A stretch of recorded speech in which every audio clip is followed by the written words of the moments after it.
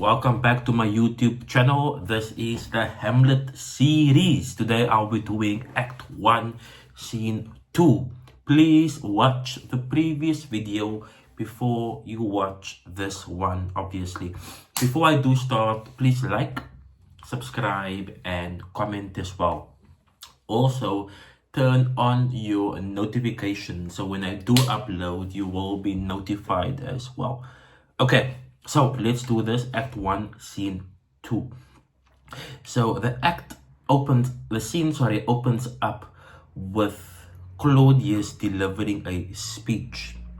Okay, and grade 12, you need to listen to the content of his speech. What he is saying is that he's giving us a reason or an inclination why he married the queen. Okay, and before he does that, he says that it is important for us to grieve. It is important for us to mourn, but overdoing it is unmanly grief.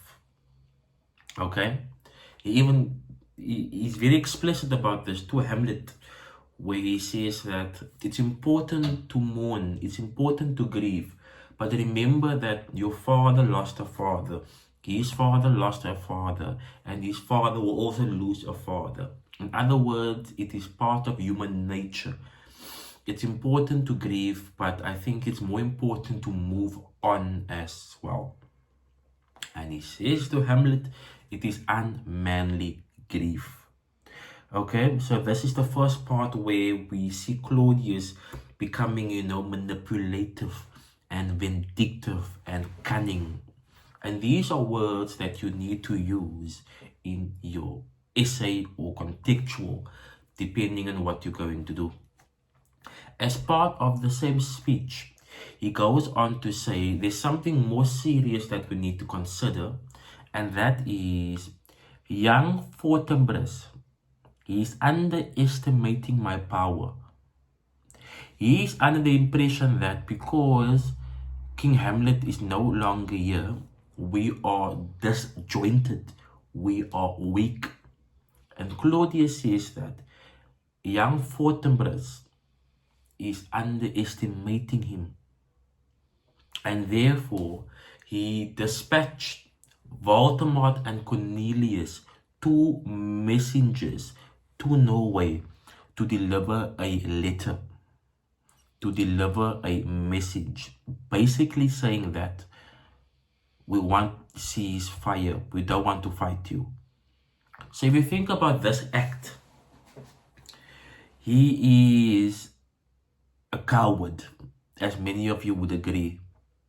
Okay, if you compare Claudius to his brother King Hamlet, it is a complete opposite, because King Hamlet appeared to be very superior, respected, renowned. Claudius appears to, he puts on this facade of being superior and dominant, but in reality he is a coward, he's manipulative, he's vindictive, he's using people. Okay, so that's a prime example of using Voldemort and Cornelius to deliver a message, basically requesting ceasefire. Okay, so they are obviously going to Norway. Laertes is a very interesting character as well. So Laertes is the son of Polonius and the brother of Ophelia. You need to know the characters, you need to know the names as well.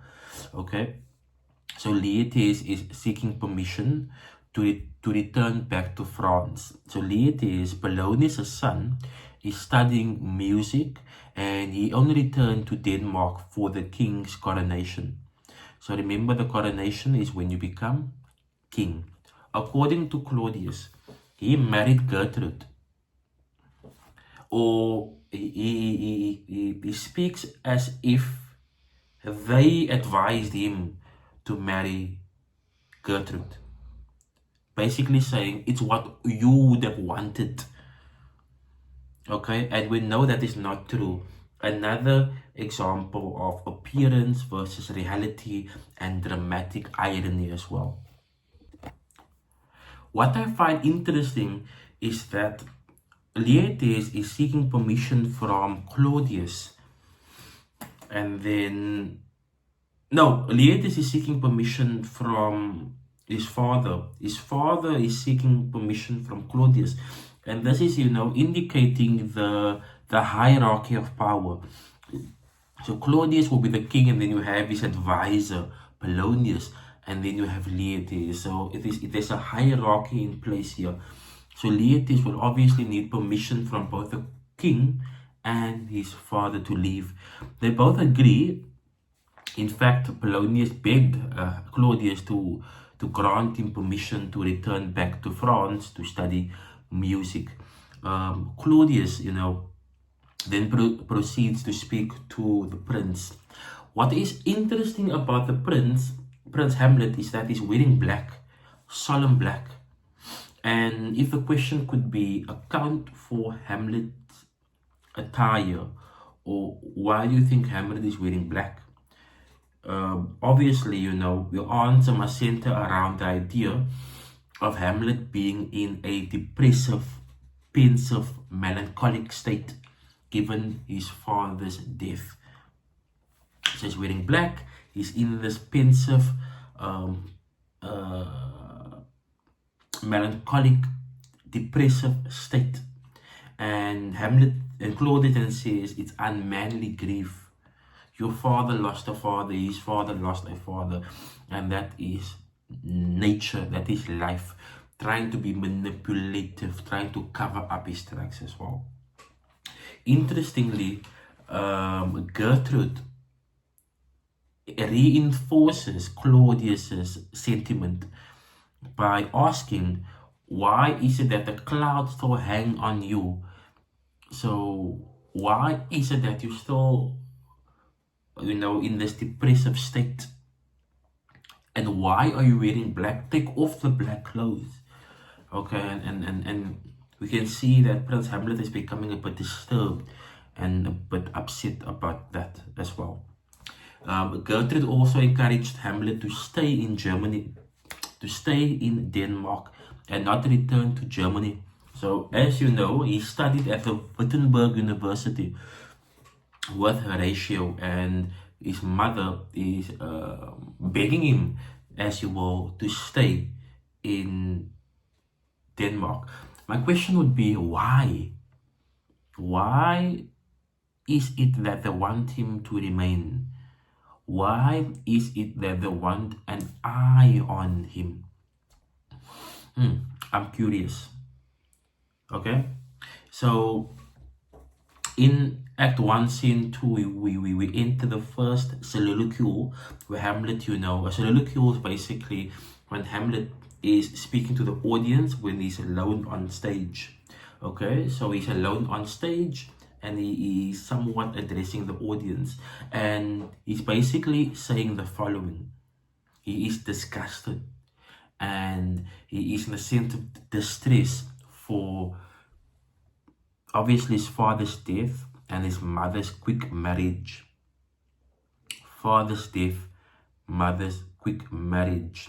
And the prince here, Prince Hamlet, is contemplating taking his life. He is deeply thinking about taking his life because of his depressive, melancholic, and pensive state, and because of the death of his father and the quick marriage of his mother. At this stage, however, he is not aware how his father really died. He's still under the impression that his father was bitten by a snake. But we know, as the audience, that that's false. That is only the appearance. The reality is that his father was murdered by the brother. Okay.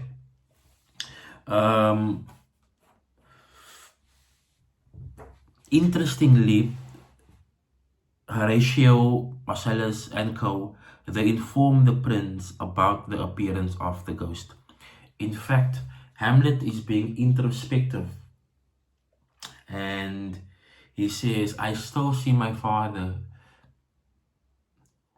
And Horatio says, my lord, I saw your father yesterday. And Hamlet says, I see my father in my dreams. Okay, and it's interesting to read because it seems as if Horatio's like, how do you know? But he's referring to his dreams there.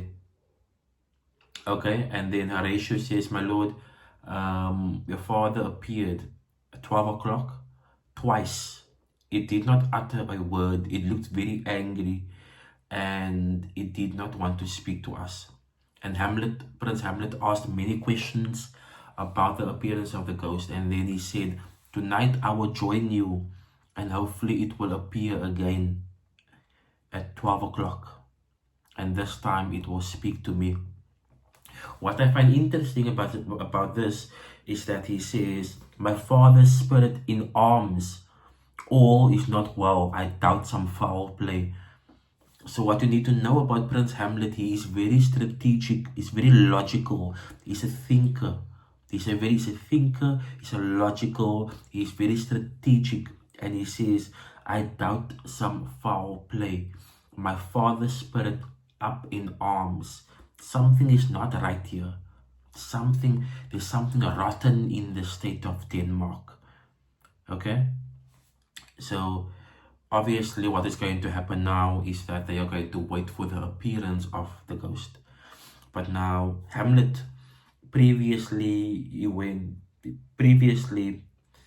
we see Hamlet as, this depressive, pensive and melancholic individual, to slightly different given the news by Horatio, given the revelation.